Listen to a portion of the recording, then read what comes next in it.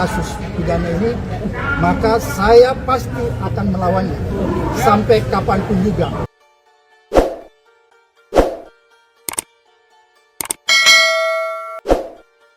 Mantan Ketua Komisi Pemberantasan Korupsi, KPK, Abraham Samad mengungkapkan responsnya jika polisi menetapkannya sebagai tersangka terkait kasus tudingan ijazah palsu milik Presiden ke-7 Indonesia, Joko Widodo, Jokowi.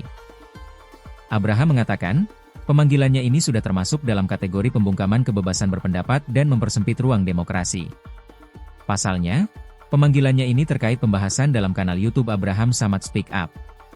Kalau misalnya saja aparat hukum ini membabi buta menangani kasus pidana ini, maka saya pasti akan melawannya, sampai kapanpun juga, ujar Abraham di Polda Metro Jaya, Rabu, 13 Agustus 2025. Karena menurut saya, ini bukan tentang saya, tapi tentang nasib seluruh rakyat Indonesia yang mendambakan kebebasan berpendapat dan ekspresi yang dijamin oleh konstitusi kita, tambah dia. Di sisi lain, ia memenuhi panggilan polisi agar memberikan contoh kepada masyarakat bahwa tidak ada satupun yang mempunyai privilese terhadap hukum. Saya ingin memberi contoh bahwa kita akan patuh menghadapi berbagai macam panggilan yang sifatnya pro justicia, tegas dia. Dalam pemeriksaan ini, sejumlah tokoh dan aktivis mendampingi Abraham Samad untuk menjalani pemeriksaan sebagai terlapor terkait kasus tudingan ijazah palsu Jokowi.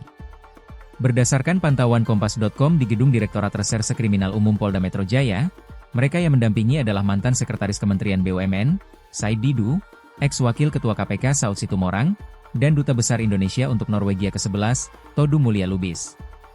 Ada juga Wakil Koordinator Bidang Eksternal Kontras, Andri Yunus, Ketua IM 57 Institut, Lakso Anindito, dan sejumlah aktivis lainnya dari Lebih Jakarta, YLBHI, Lebih Pers, dan Lebih AP Muhammadiyah. Naik sidik. Polda Metro Jaya meningkatkan status kasus tudingan ijazah palsu ke tahap penyidikan usai gelar perkara oleh penyidik Subdit Keamanan Negara Direktorat Reserse Kriminal Umum pada Kamis, 10 Juli 2025. Subdit Keamanan Negara Direktorat Reserse Kriminal Umum Polda Metro Jaya saat ini tengah menangani 6 laporan polisi, termasuk laporan yang dibuat oleh Jokowi. Laporan Jokowi itu terkait pencemaran nama baik dan atau fitnah. Sementara itu, 5 laporan polisi lainnya adalah hasil pelimpahan perkara dari Polres ke Polda Metro Jaya. Objek perkara dalam 5 laporan tersebut adalah penghasutan.